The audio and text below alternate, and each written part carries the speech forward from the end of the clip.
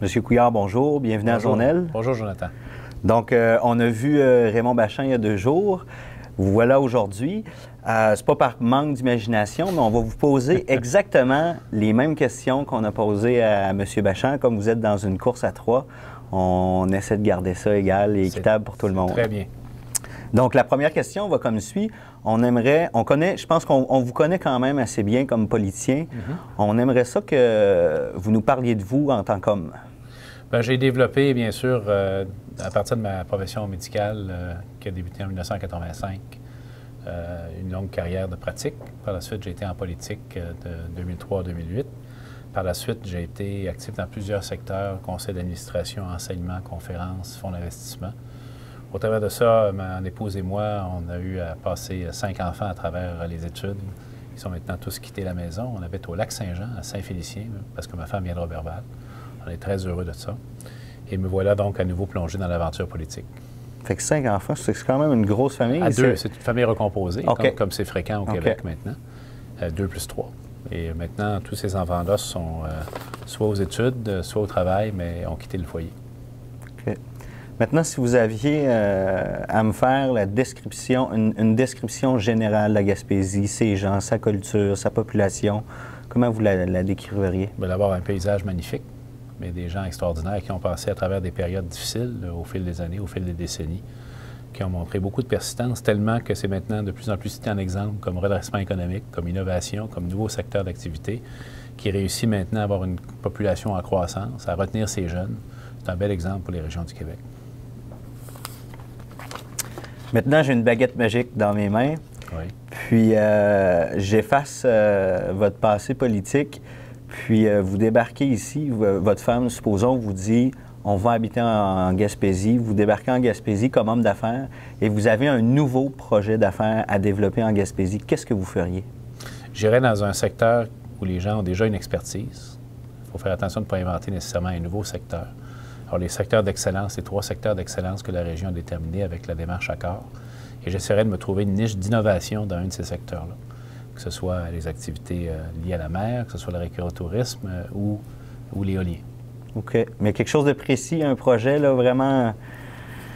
Bien, quelque chose qui permet d'augmenter la production économique, la production de richesse dans la région, en apportant une contribution innovante. Moi, c'est toujours ça qui m'a motivé. OK. Aborder les choses de façon nouvelle, dans un angle différent, en dehors de la boîte, comme on dit en mauvais français. OK. Avez-vous une idée qui vous vient à l'esprit rapidement?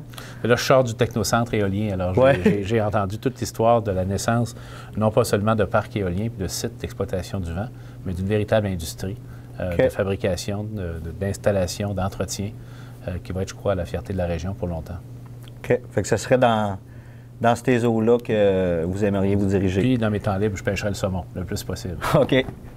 Quelle importance a pour vous la culture dans le développement économique? Elle est très importante au Québec parce que, souvenons-nous d'une chose, c'est que la culture et la langue font notre distinction. Ce qui nous définit comme peuple distinct en Amérique du Nord et dans le monde, c'est notre culture et notre langue qui est très, très particulière, très intéressante, même sur le plan international. Maintenant, si ça définit notre distinction, il faut l'accompagner de développement économique parce que le développement économique, lui, nous donne la liberté de nos choix. Et au passage, j'indique que l'activité culturelle elle-même est un facteur de développement économique et d'activité économique important. Au Québec, c'est beaucoup d'emplois. Je pense que c'est 130 000 emplois au Québec, la culture. Bien sûr, la majorité de ces emplois sont dans les grands centres urbains, mais il y a également beaucoup d'emplois dans les régions. Et ça fait partie maintenant de ce que les régions doivent offrir, d'ailleurs, un environnement culturel riche pour retenir et attirer des professionnels ou des familles à la faveur du développement économique. Donc, ce n'est pas uniquement un produit de luxe, c'est un produit de nécessité pour développer des communautés.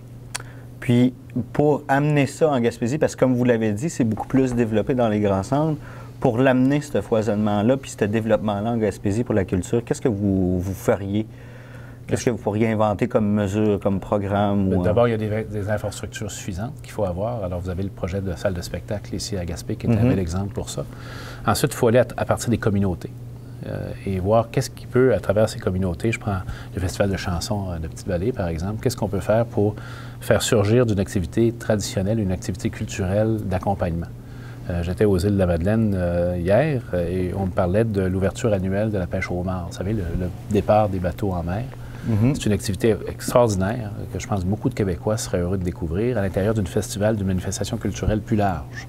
Et je pense qu'on pourrait faire la même chose ici en Gaspésie, autour de l'histoire, autour de l'industrie de la mer.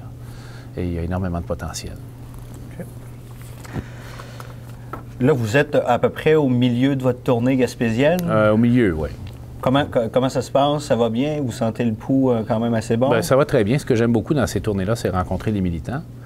Bien sûr, pour leur présenter la vision, l'ambition que j'ai pour le Parti libéral du Québec, puis le Québec en général, mais également pour recevoir d'eux des observations, des conseils, comment tout ce que je dis peut s'appliquer mieux à leur région. Et comme je le disais ce midi avec un groupe, d'ailleurs, il n'y a pas une seule de ces réunions dont je ne suis pas sorti avec une nouvelle idée.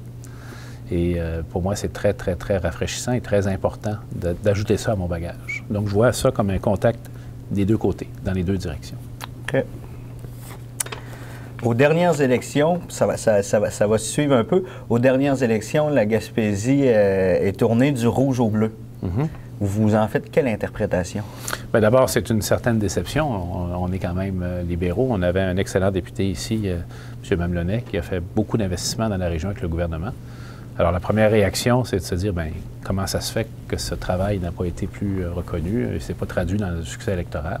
Il faut dépasser ce niveau-là. D'abord, reconnaître la valeur totale et inconditionnelle de la démocratie et faire l'analyse de notre comportement comme parti politique, comme gouvernement, pour s'assurer que la prochaine fois qu'on se présente devant les électeurs, on reçoive le crédit qu'il faut et surtout la confiance qu'il faut de la part des électeurs. Ça se mérite. C'est pas un acquis.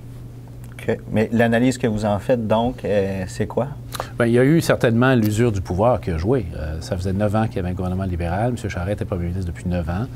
Il y a eu beaucoup de manifestations de désir de changement, avec tout ce qui entoure également l'activité politique. Et je ne parle pas seulement de la commission Charbonneau et des histoires de collusion et de corruption, mais un certain désabusement par rapport à la classe politique, un manque d'intérêt de la population également pour ça, ce qui a fait en sorte que notre parti particulièrement a vu son soutien diminuer. D'où le défi de faire renaître et de réformer profondément le Parti libéral du Québec. OK. C'est ça, vous croyez que vous êtes la bonne personne pour ça? J'en suis certain, sinon je ne serais pas ici ce matin, cet après-midi. Votre vision à vous de la Gaspésie, qu'est-ce que vous aimeriez qu'elle devienne dans 10 ou 15 ans? Bien, d'abord, vous allez me permettre de commencer par parler du Parti libéral du Québec, dont je veux voir le nombre de membres augmenter. Donc, la Gaspésie que je vois, c'est bien sûr des gens impliqués en politique pour tous les partis. Il faut reconnaître la valeur de la démocratie, mais notamment au Parti libéral du Québec, que les gens voient le renouveau, voient la transformation et décident de joindre à nous pour faire avancer les choses encore plus loin. Quant à la Gaspésie elle-même, on voit déjà l'avenir se dessiner avec les nouveaux secteurs d'activité, avec la jeunesse qui reste, avec les institutions d'enseignement qui deviennent de plus en plus dotées de programmes spécifiques. Au milieu des industries traditionnelles dans lesquelles on implante l'innovation, pour moi, c'est gage d'un avenir resplendissant. Et également, toute la question des ressources naturelles. On est à l'orée seulement de l'exploitation des hydrocarbures dans la péninsule gaspésienne, qui peut être vraiment une nouvelle ère pour la population et la région. OK. Et votre vision à vous, dans 10-15 ans, là, vous avez parlé du parti, on est assez dans le présent, mais votre vision à vous, là, innovante, qu'est-ce que vous aimeriez qu'elle devienne, la Gaspésie? Un modèle pour le monde entier d'une région qui était aux prises, souvenons-nous des années 90, avec des défis énormes. Des défis énormes en termes de pauvreté, en termes de chômage, en termes de difficulté à développer l'économie, qui s'est littéralement transformée ce sera dans quelques décennies, dans 10 ans, si on regarde ça, à une région prospère, où la population veut habiter, où la population veut rester, où la jeunesse veut revenir, parce qu'il y a de multiples occasions d'emploi et de création de famille, que ce soit les activités traditionnelles, mais également toute l'innovation qui entoure des activités comme l'éolien, l'exploitation des hydrocarbures, la culture, l'enseignement. Tous les services qui sont reliés vont faire en sorte que cette région-là, avec sa beauté naturelle qui sera toujours magnifique, va être vraiment un modèle pour le monde entier, j'en suis persuadé. Et là, vous avez ouvert la porte aux hydrocarbures, garder des jeunes en Gaspésie, que la population soit bien et développer les hydrocarbures. Entre autres, là, on ne fera pas juste l'économie de Gaspésie avec les hydrocarbures. J'espère. Mais c'est une ressource naturelle dont on ne peut pas se passer. On ne peut pas se passer d'exploiter cette ressource-là. Pourquoi? Parce qu'on a besoin de développer, bien sûr, notre Québec, mais également nos services publics. Tous les services de solidarité dont on est fiers, comme l'éducation, la santé, l'aide sociale, ils ont besoin de ces services de création de richesse collective pour pouvoir être soutenus. Et on ne peut pas laisser nos ressources naturelles dormir dans le sous-sol. Ce serait, à mon avis, une grave erreur. Il faut tirer parti de façon correcte en respectant les principes du développement durable et des communautés, mais tirer parti de ces ressources-là pour assurer le progrès social du Québec également. Développement économique, justice sociale, ça a toujours été l'équilibre du Parti libéral du Québec. OK. Là, j'y vais. Je vous lance un mot et vous développez sur le mot. C'est ouvert. Murdochville. Murdochville, l'éolien. J'en sors. Si je n'ai pas de mérite, je sors du technocentre. Je me souviens également de pêche au saumon. Donc, je suis arrivé un jour à Murdochville avec un saumon que je venais de pêcher dans la rivière York. Puis je me suis précipité au dépanneur pour le mettre dans un congélateur pour pouvoir le garder jusqu'à chez moi. Alors, c'est les deux choses qui me reviennent. Puis également des histoires de difficultés auparavant avec l'industrie, la fonderie et toutes ces activités-là qui ont disparu. C'est un autre exemple d'ailleurs de renaissance d'une nouvelle activité sur les ruines ou sur les cendres d'une ancienne. Mais Murdochville, ça reste encore fragile. Nous, on est ici, puis on entend soit par les décideurs, par la population. Il n'y a rien de certain pour Murdochville. Il y a encore des rumeurs de fermeture. Quel genre d'avenir vous voyez pour Murdochville? Êtes-vous confiant? Il faut être confiant tout en minimisant pas les difficultés. Qui sait ce que l'avenir réserve? Là, il y a de plus en plus de prospection qui va se faire en Gaspésie pour les ressources naturelles. Qui sait ce qu'on pourrait découvrir dans cette région-là, même en termes miniers, en termes de richesses souterraines. L'éolien est appelé à continuer à se développer. On sait qu'il reste 700 mégawatts à développer au Québec, puis il y en aura peut-être d'autres dans l'avenir. Il y a toute la question de la faune, du tourisme également, du tourisme d'aventure, d'écotourisme, qui peut être une avenue très intéressante pour la municipalité et la région. C'est un défi particulier, Murdochville, parce que c'est à l'intérieur des terres. Donc, ça n'a pas l'attrait maritime que le reste de la Gaspésie utilise dans sa promotion touristique. Il y a moyen d'en faire un produit particulier et spécifique, justement à cause de cette situation-là. OK. Mais pour les gens de Murdochville, donc, vous êtes là, puis vous tenez quand même à ce que cette ville-là reste ouverte. Je veux qu'on occupe notre territoire de façon dynamique, puis je veux que nos collectivités demeurent en vie. Très bien. Cégep de la Gaspésie et des îles. Belle expérience d'ailleurs de délocalisation avec une branche principale ici à Gaspé, une autre à Carleton, une autre aux Îles-de-la-Madeleine, et surtout des programmes spécifiques et exclusifs. Moi, j'accorde beaucoup d'importance à ça. Comme je viens du Lac-Saint-Jean, à Saint-Félicien, on a un cégep qui était en difficulté à cause de la diminution de population. On n'a pas encore fait le virage au Lac-Saint-Jean comme vous autres ici, où la population n'a pas encore recommencé à augmenter. Alors, on est encore là où vous étiez il y a quelques années. Le cégep avait de la difficulté dans le milieu de la crise forestière. On a créé un programme spécifique qui n'existe que là, l'aménagement de la faune des milieux naturels. Et ça attire des étudiants de partout au Québec. Alors, il y en a un programme ici à Gaspé comme ça, qui est le programme de tourisme d'aventure. Je pense qu'on pourrait forcément, et de façon très intéressante, en développer un également pour la branche des Îles-de-la-Madeleine, de façon également à retenir la jeunesse sur place, avec des activités reliées au littoral, par exemple, l'érosion des berges, l'exploitation des milieux marins ou la promotion des milieux marins. Je crois que l'avenir des institutions postsecondaires des régions, les cégeps particulièrement, passe par l'identification de créneaux spécifiques et exclusifs. Moi, je crois à ça, et je n'ai pas de difficulté à défendre ce concept-là ailleurs au Québec. Et l'idée qui est lancée par le syndicat des professeurs, des cégeps qui débordent à Montréal, où est-ce que le gouvernement investit pour agrandir ces cégeps-là, alors que ces jeunes-là pourraient être envoyés il faut les envoyer. En Gaspésie? On ne les mettra pas dans des wagons de train pour les envoyer ici. Il faut qu'eux-mêmes et elles-mêmes décident qu'ils ont le goût de venir ici à cause d'un programme spécifique qui existe. Vous savez, des jeunes intéressés au milieu naturel, au tourisme d'aventure, au milieu maritime, il y en a en masse en ville. Où c'est qu'ils vont étudier ça? C'est pas très intéressant d'étudier ça en milieu de Montréal.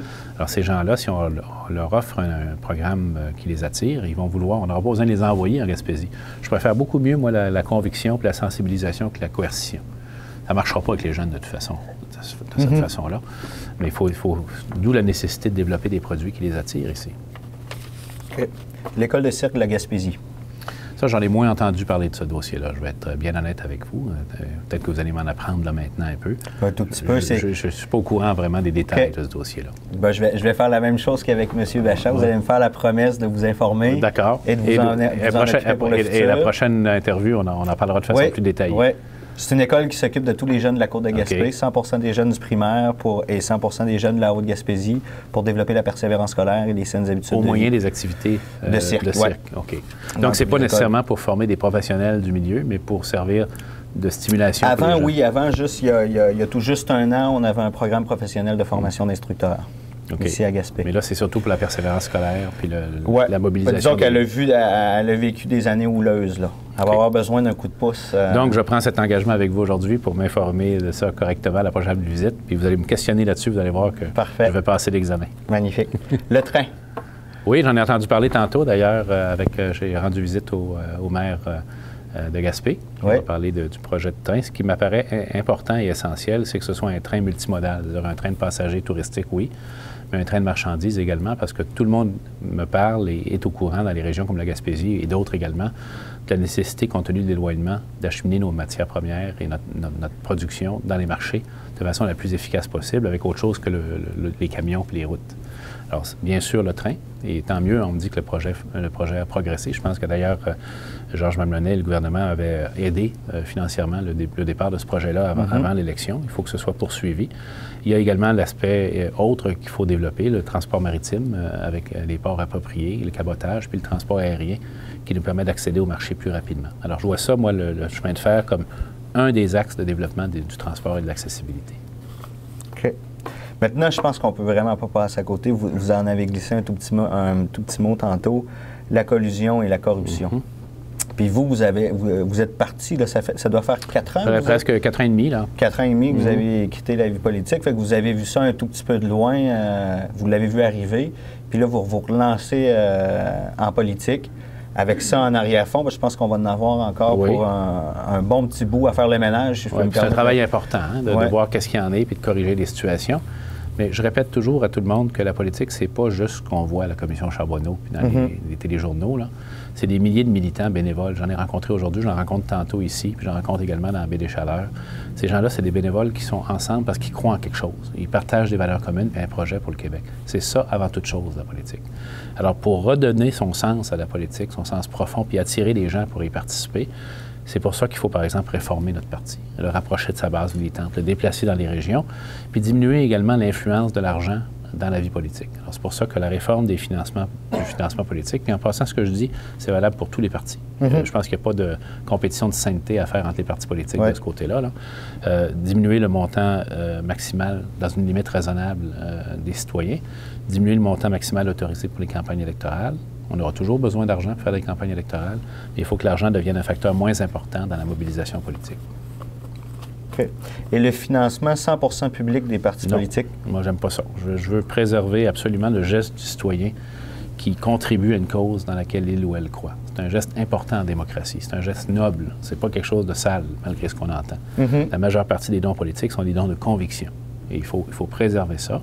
Il faut préserver le droit au citoyen d'orienter sa contribution dans la cause en laquelle il ou elle croit. Si c'était entièrement public, je ne connais pas vos allégeances politiques, mais ça veut dire que vous contribueriez à tous les partis politiques, même ceux envers lesquels vous n'avez pas de sympathie naturelle. Je pense que vous auriez probablement le désir, comme citoyen, de diriger cette contribution-là à la cause qui vous tient le plus à cœur. Je pense que c'est essentiel de préserver ça. Il faut le faire dans des limites qui apparaissent raisonnables. Moi, c'est pour ça que dans la course au leadership, pour ma campagne, j'ai diminué le montant maximal de contribution à 500 $. On avait droit à 1000 théoriquement. Mais je me suis mis un peu dans la peau d'un citoyen moyen, le revenu moyen du Québec, qui va passer des gros chèques de 4 chiffres pour la politique. Il se dit, ou elle se dit, comment est-ce que quelqu'un peut vouloir contribuer ce genre d'argent-là à la politique? Sans avoir un retour d'ascenseur? Puis souvent, il n'y a rien, hein? Mais la perception, c'est ça. Alors, j'ai décidé de viser un montant maximal qui apparaît plus accessible aux citoyens moyens, où cette personne-là se dirait, bien, si j'avais vraiment une foi profonde dans une cause, c'est pas nécessairement un parti politique, ça peut être autre chose, je serais capable de fouiller dans mon compte en banque et trouver, disons, 300-400 $ pour y contribuer. Mais complètement annuler la contribution personnelle et la faire entièrement publique, moi, je suis pas d'accord avec ça. Et vous metteriez le plafond à combien? Pour les dépenses, pour l'individu ou pour... Moi, j'ai choisi 500 $. Ça me paraît approprié parce que ça permet la création de nouveaux partis politiques également. Parce que c'est l'autre point qu'il faut rappeler. Hein. Si c'est entièrement public, comment vous faites pour créer un nouveau parti politique? Ça veut dire qu'on va rester figé. Oui, c'est la grande question. Exactement. Et puis pour les dépenses électorales admissibles, je trouve que le parti, l'aile parlementaire, a fait une belle suggestion en diminuant ça autour de 7,5 millions $. Puis ça vient d'une étude du DGE qui a un peu calculé ce que ça coûte pour aller visiter le Québec partout là, avec une équipe électorale complète. Mais là, pour le don au parti politique, si je ne me trompe pas, là, le Parti québécois 100 $. Veut le plafonner à 100 $. La CAQ, on ne sait pas encore vraiment. Nous, on ne s'est pas encore prononcé sur le niveau. Mais par contre, moi, je serais pour autour de 500. Autour de 500 disons, entre 100 et 500, la zone correcte se trouve là. 500, je serais très à l'aise. Je pense que vous êtes le plus haut à date. C'est possible. C'est pas un concours, hein? Non, c'est pas... Mais ça pourrait être... C'est pas de dire qu'il n'y a pas de mal à... N'oubliez pas que c'est pas parce qu'on va baisser le montant qu'on va enlever tous les problèmes. Au contraire. Non. On pourrait créer de nouveaux problèmes avec des montants très bas. Oui. Ce qui est important, c'est comment on encadre ça, comment on rend ça transparent, comment tout ça est examiné et contrôlé. Ça, c'est aussi important que les montants eux-mêmes. Mais je pense qu'il ne faut pas perdre de vue les principes. Le principe de participation populaire au financement politique, pour moi, c'est un principe qui est important à conserver. Et le 50-50? 50% public ou... Oui, ça, c'est correct. De toute façon, il va y avoir... Entre les deux. Il y avait déjà du financement public. C'est certain qu'en baissant la contribution, prenons l'exemple, disons, de 1000 à 250, c'est certain que la part de contribution politique va se rapprocher de ça. Mais il va demeurer la liberté pour un citoyen de contribuer à une cause à laquelle il croit. Pour moi, c'est majeur, important. OK. En terminant, je vous laisse le champ libre pour envoyer votre message aux Gaspésiens et Gaspésiennes. Alors, à plus de mes salutations puis de mon plaisir d'être ici, je leur dirais que s'ils sont intéressés à en savoir plus long sur la campagne que je mène actuellement, j'ai un site web qui s'appelle philippecouillard.com, page Facebook, Twitter. Ils peuvent même devenir membres du Parti libéral du Québec. Je pense que ça va être très excitant de devenir membre du Parti libéral du Québec au cours des prochains mois, à la faveur de la course au leadership, parce qu'il va y avoir un bouillonnement d'idées après ça. C'est ce que je me propose. Puis d'ailleurs, mes collègues sont d'accord avec ça. Redonner beaucoup plus de place aux militants dans la fabrication des idées politiques, les débats. Il faut que ça redevienne excitant d'être membre d'un parti politique. Et là, vous êtes de retour aussi en février? En février, on a les débats encore. Donc, je ne sais pas encore mon horaire de février parce qu'en janvier, il y a 4 débats. Je pense qu'il y en a un 5e début février. Puis ensuite, en février, c'est la période d'élection des délégués dans chaque circonscription. Vous savez que chaque comté va élire 24 délégués. Il y a 125 comtés. 8 sur 24 doivent être des jeunes de 16 à 25 ans, moitié gars, moitié filles. Puis au total, moitié hommes, moitié femmes. Donc, ça fait 3000 délégués à élire partout dans le Québec sur 2-3 semaines. Puis après ça, on va directement au Congrès le 17 mars dans la région de Montréal. Donc, l'important pour le moment, pour la population, c'est, devenir membre du parti. S'ils veulent participer à ça. S'ils ne le sont pas. S'ils sont intéressés, on peut être membre de n'importe quel parti politique. Là, bon. Mais s'ils sont intéressés aux genres d'idées que le Parti libéral, dont le Parti libéral fait la promotion, qu'on appelle le libéralisme, c'est-à-dire une grande foi dans le développement économique, mais avec la justice sociale, une grande attention portée aux minorités et aux libertés individuelles. Ce genre de position classique du libéralisme, si ça les enthousiasme, si ça les intéresse, s'ils rêvent comme nous d'une société ouverte, inclusive, qui inclut toutes les communautés québécoises, bien, la façon de se joindre à ce mouvement-là, c'est de se joindre au Parti libéral du Québec. Magnifique. En plus, ça coûte pas cher. Oui, 5 $. C'est ça. Magnifique. Bien, je vous remercie beaucoup. Merci et bonne journée. Bonne soirée.